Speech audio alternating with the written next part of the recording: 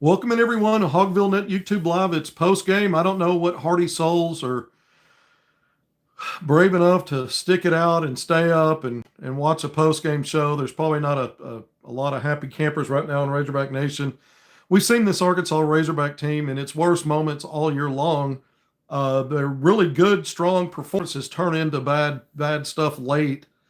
Sometimes they've been resilient enough to hold on and win. Tonight, that wasn't the case. The Razorbacks, a 16-point lead in the second half. They were up 13 with about 5 minutes to go, and did just about everything wrong. It's been a theme all year long. I said if there's any identity of this Arkansas team, it's that the Razorbacks play two opponents. Nothing was more clear than that tonight. Now, Arkansas had won 7 of its last 9 games coming into tonight, had figured out ways to overcome some of those, self-implosion, self-inflicted wound, long stretches, had figured out ways to overcome it to win. It just didn't happen tonight. Just a bizarre decision making at the end of the game when you're up 13. Arkansas kept taking early shot clock threes, refused to put pressure on the paint. Things that were working to help build the lead, stopped doing it. Started just kept launching threes. Couldn't get defensive rebounds. That's bad enough. We saw that against St. John's, another 20-plus offensive rebounding night. I didn't even write down final stats. I really don't care at this point to go through final stats because Arkansas did not lead a single statistical category at halftime, up 7, other than shooting better. But they kept taking threes. They were 7 of 14 in the first half, 50%. And they just kept doing it. They couldn't stop taking threes when other things were working. They were finally getting their big men involved around the basket. Guards were having some success driving, but they bailed out the other team. And the little nuances of the game, like when Arkansas did get a defensive rebound, you're not paying attention to what's around you, and you get someone comes from behind you and forces a tie ball, and you're up 6 late in the game, and now they get the possession again, possession arrow with Texas Tech, and they make a 3 and cut it to 3. Arkansas had an out of bounds. I think it was a timeout with 7 seconds left on a shot clock. They inbounded Trevor Brazil, and he immediately jacks up a 3 as though there was only 1 second left on the shot clock.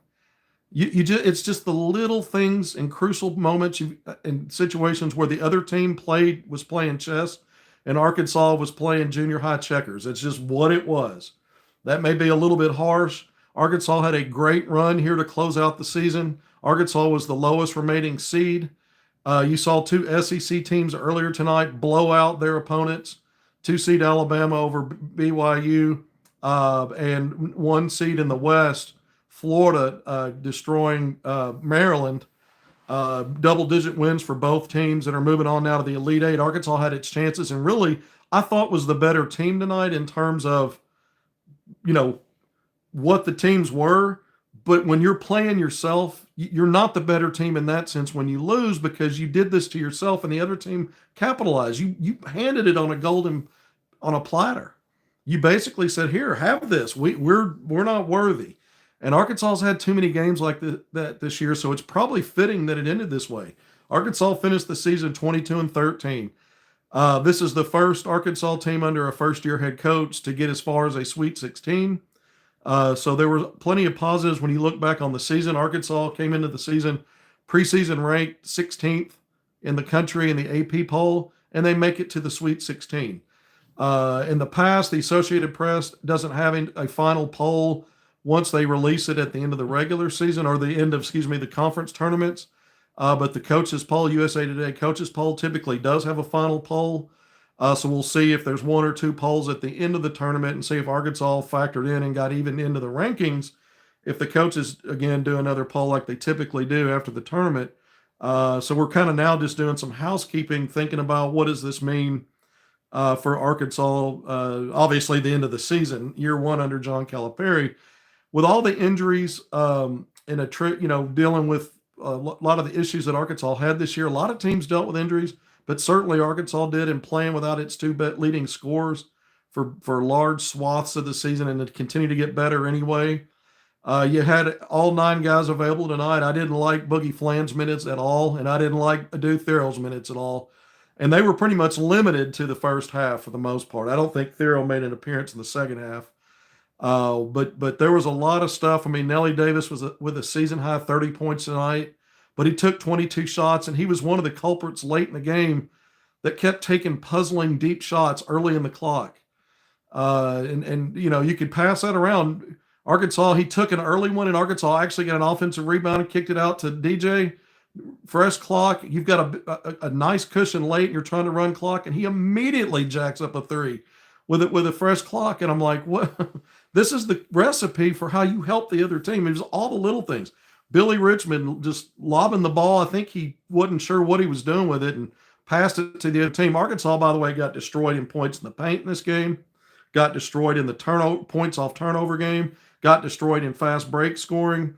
I mean, they really got destroyed everywhere. For a while, they were making enough threes in that first half that their shooting percentages were much better. Texas Tech started making threes late, and Arkansas was like, okay, we're going to take them too. Y'all are the, you know, your luck runs out on that. Arkansas' strength is getting to the basket, putting a pressure on the officials to blow the whistle and send them to the foul line. And when Arkansas did that, they had success.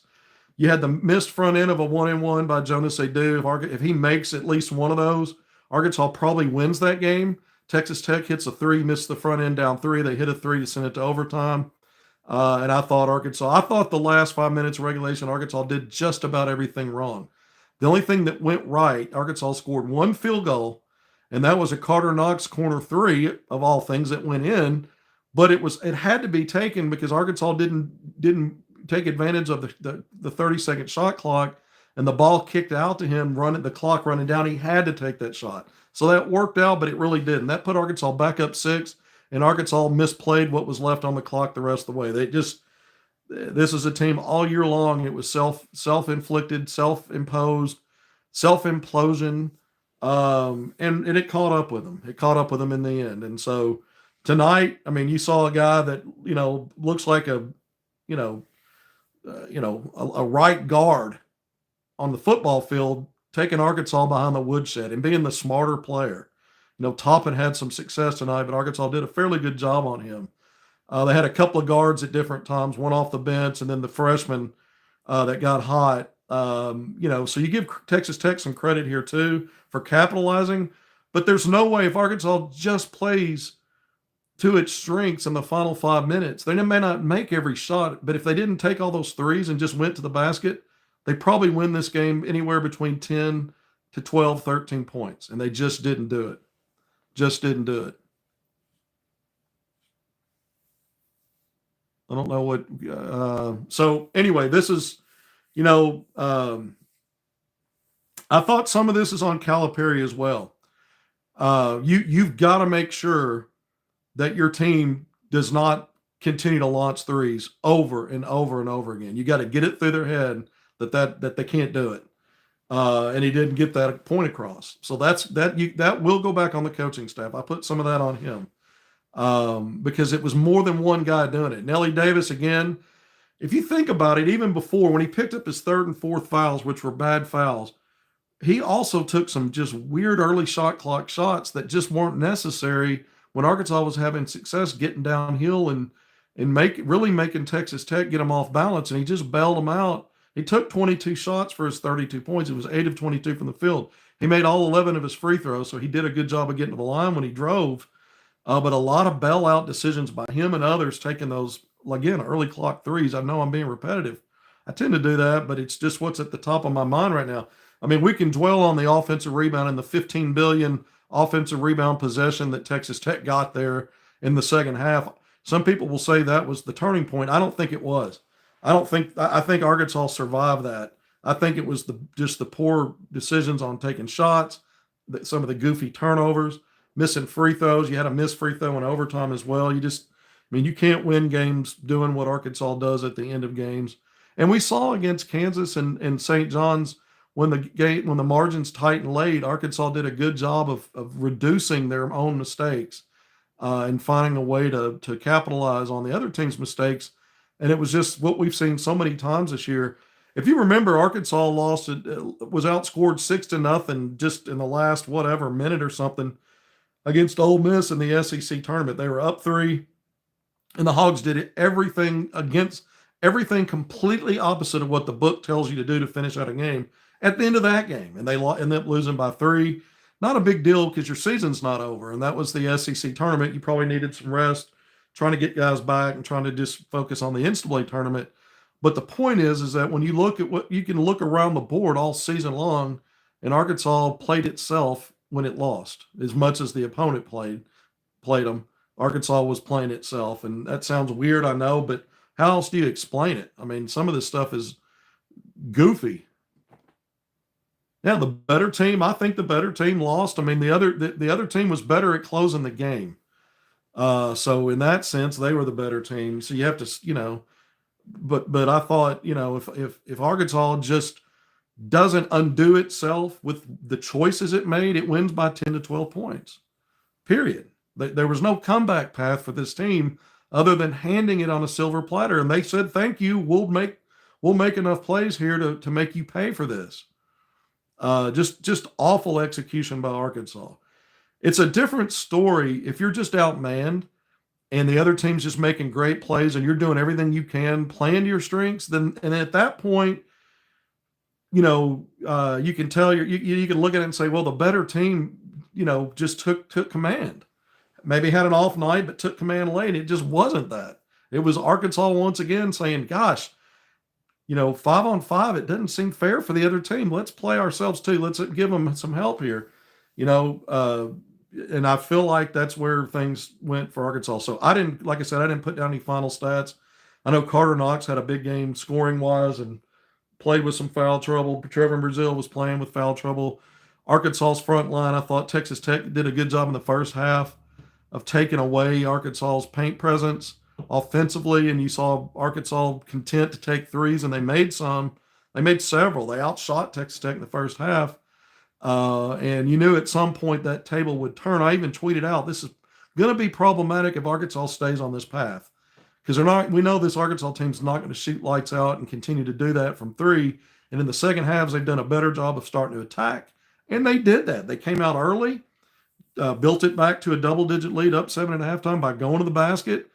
And then, they kept taking threes, though. They just kept doing it. And eventually it caught up with them.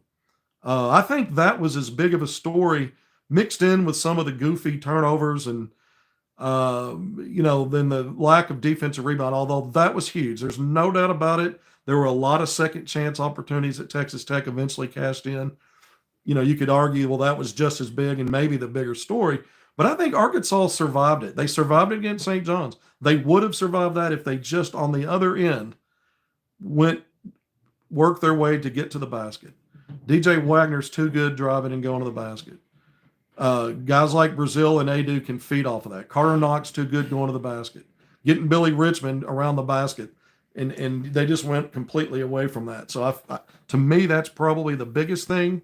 With the lack of rebounding, obviously being real big as well. I mean, they may be co-catalysts in why this thing devolved into a loss, which should have been a win. And so your season's over again, 22-14. You started league play 0-5. You split you got your first SEC one and then lost again, both on those games on your home court. So you went on the road against Kentucky at 1-6 and sole possession of 15th place in the SEC. So this is a success based on players you lost during the year and didn't have for long stretches and what you did to get this far. No doubt about that. You don't want to let the negative shine through on that. But this should have been an Elite Eight team, and who knows what happens after that. I will promise you this. Had Arkansas found a way to win this game, whether in regulation or overtime, the way that it finished this game, there would be zero chance to beat Florida having stretches like Arkansas did tonight. It wouldn't happen.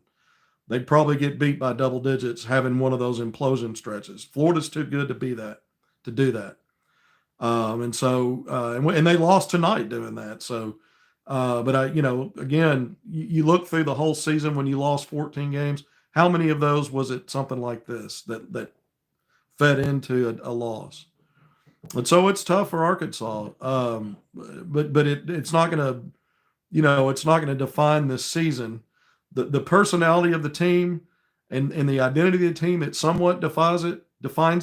But the fact that you won 7 out of your last 10 and you made it to a Sweet 16 as a 10 seed, I think that should reign as the overarching theme is that Arkansas did have the kind of success in year one under John Calipari that was reflective of what the preseason projections were. Um, as well as Arkansas was playing at the end of the year, you just hate it that they slipped back into one of those long extended self implosion runs. You hate that for them because they had gotten a little bit better at limiting that stuff, and that was good enough to win games. They just couldn't keep a cap on it. They couldn't cap it fast enough tonight. It was an avalanche. Um, and this is once they get like that, it's a shaky team. A shaky team. Decision making is just head scratching stuff. Just lack of awareness of clock, situation, what works best, how to do it. And I think a couple of things. I think two things I question aside from all the 3-point shooting. I probably would have wanted the ball in DJ Wagner's hands a little bit more at the end of regulation, and I felt like they were deferring a lot more to Nelly. And I think he, is even with a 30-point night again. He took 22 shots and made only 8 from the field, but he did generate a lot of free throws. So I understand that it wasn't the worst idea, but I think maybe I would have run through DJ a little bit more. So I question that. I mean, that's hindsight. I was thinking it at the time, so it's not just hindsight bringing it up now. But I did question 2 or 3 things on the offensive end. On the defensive end, it wasn't that Arkansas had a poor game plan and didn't execute. They were doing fine. They just couldn't secure defensive rebounds, and it's plagued this team all year. That's another thing. We talk about the implosions and the self-inflicted wounds, but also they have stretches where they just can't get a defensive rebound, and teams get extended possessions, and eventually you pay for that at all levels of basketball. If you play good defense but you can't get the rebound, eventually the other team's going to make you pay for that. And if it just happened in such a high volume that was also uh, you know uh, catastrophic tonight. But again, it's the Razorbacks with their fourth Sweet 16 in the last 5 years. That's really good. John Calipari, 58 tournament wins after picking up a couple in this one. The leads all active Division One or college basketball coaches, Division One, obviously, and he's one of only 2 coaches to get 4 different programs to a Sweet 16. If he'd have won tonight, I think he would have become the first coach to ever get 4 programs each to an Elite Eight. So they missed out on that opportunity. And you would have loved to have been in a position for the third time in the last 5 years, if you're Arkansas, to play for a Final Four, even though Florida would have been a daunting task. And again, there's no way with the stretch that Arkansas had tonight of just losing its freaking mind out there that they could beat a Florida team doing that for a long stretch. And it turns out they couldn't even get past this team, which is a good team. I mean, let's face it is a good team. And they were playing without Chance McMillan. In some regard, I'm not sure what Arkansas got out of the Thero minutes. I didn't think those were good minutes, and I didn't think Boogie Fland's minutes were all that great tonight either. And it's tough for those guys because they've missed so much time, and there's no way, even if they've been cleared, that they've practiced enough, in my opinion, and been in a flow enough. It's just really hard to do. Now, Boogie in his 44 minutes in the 2 tournament wins didn't have any turnovers, and he had a handful of assists and maybe a handful or so combined steals. So he had some good minutes, but offensively and shooting has been a problem. And I thought tonight he seemed to really be hunting some shots at times that Arkansas didn't need to take yet. They were early in the clock. Thero taking a 3, no thank you. Thero smoked a layup. He did get fouled, but he should have finished that. He smoked it. He's one of those guys that once he gets going full steam, he doesn't have he's not able to gear down very well. So if he's blasting off like that, you either want him dunking or getting a sure layup. He's not a finesse finisher. And so Arkansas missed a few layups in that first half. And I thought that also prevented Arkansas from expanding the lead. But again, I didn't finish up with any statistics tonight. And usually I go through them pretty thoroughly. I won't do that. But again, Nelly Davis finished with 30. Carter Knox with 20. He was very efficient. I think he ended up with 4 3-pointers. and had a really good game offensively, if you want to look at it that way. And then DJ Wagner, I think, finished with 13.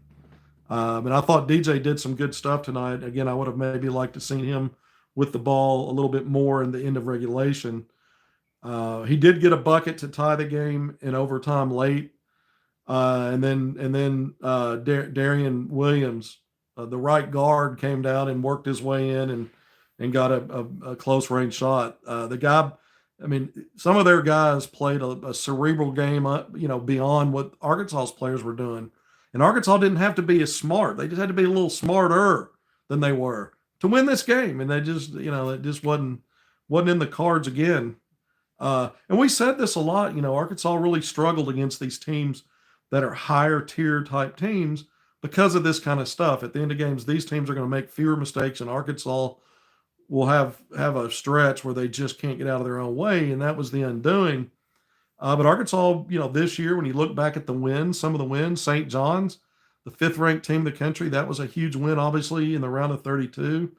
The Kentucky's still alive in this tournament. The win at Rupp against a team that's now a 3 seed and had a really, really good season, has had a really good season, may continue to have one. That was a big win. You had some other wins, beating Missouri at home, a 15th ranked team, beating Kansas on a neutral court in this NCAA tournament. There's a lot of NCAA tournament teams. I think Arkansas ended up with like 12 wins on the season against teams that were in this field, and only 2 of those weren't at-large type of teams, Lipscomb and Troy, so 10 against the rest of the field that were at-large quality and worthy. So when we look back at everything, I think this ends up being a success for Arkansas. Yeah, they went 8-10 in the SEC. Yeah, they finished 9th when you looked at the pecking order and the seeding in the tournament. You'd have liked to have done a little bit better than that. You didn't finish top 4 in the league like you projected, but you did get to a Sweet 16, and 7 SEC teams made it in. So you ended up, because we remember what happens in March. Unfortunately, there'll be a sting with this one because of the way it ended, because you had a 16-point lead, because you were up 13 with just about 5 minutes to go. And we know weird things happen in basketball, but this was just a collection of Arkansas's, craziness that that undid the thing. So that'll probably have a little bit of maybe a more of a lasting sting. Even though you lost in overtime to a really good team, you say, well, there's nothing to be ashamed of there. But I do think when you hand the game away, there is a level of shame that goes with that, embarrassment, and woulda, coulda, shoulda. And I think that's going to be tough for some of these guys as they move on. And now we start talking about, what does Arkansas do now? What does retention on this roster look like? What does the portal look like? We talked about some of that on a recruiting bit I did yesterday. And I was going to talk more recruiting tonight, but I've got some more information that I'm gathering through tomorrow morning. And so I'm going to hold off. I know I promised it. I tweeted out I was going to give some updates, but I've got 1 or 2 pieces of information I'm waiting on. And I think I'm just going to hold off until I get some of that, because that'll advance further along what I can share and what I can say, and it's worthwhile for me to hold off for now. So I'm going to cut it short tonight. It's late anyway. I'm probably going to do another one of these maybe as soon as the early afternoon on Friday, to talk, what's next in terms of retention, some updates I have out of the portal, some I got today, interesting stuff for sure, but I want to add just 1 or 2 more pieces to it. Again, 24 minutes in, I'm going to sign off. I want to thank you for joining me on HogvilleNet YouTube Live. I'm Kevin McPherson. We appreciate you. Please hit subscribe, like, and share if you haven't done that before, haven't done it already. Once again, Arkansas loses 85-83 in overtime in the NCAA Tournament Sweet 16, the West Region semifinals, to the 3 seed and 9th ranked Texas Tech Red Raiders. Arkansas had a 16-point second half lead, a 13-point lead in the last 5 minutes. And gift wrap this one for the Red Raiders. That's how it goes sometimes. Until next time, thanks for being here. Appreciate you. See you soon.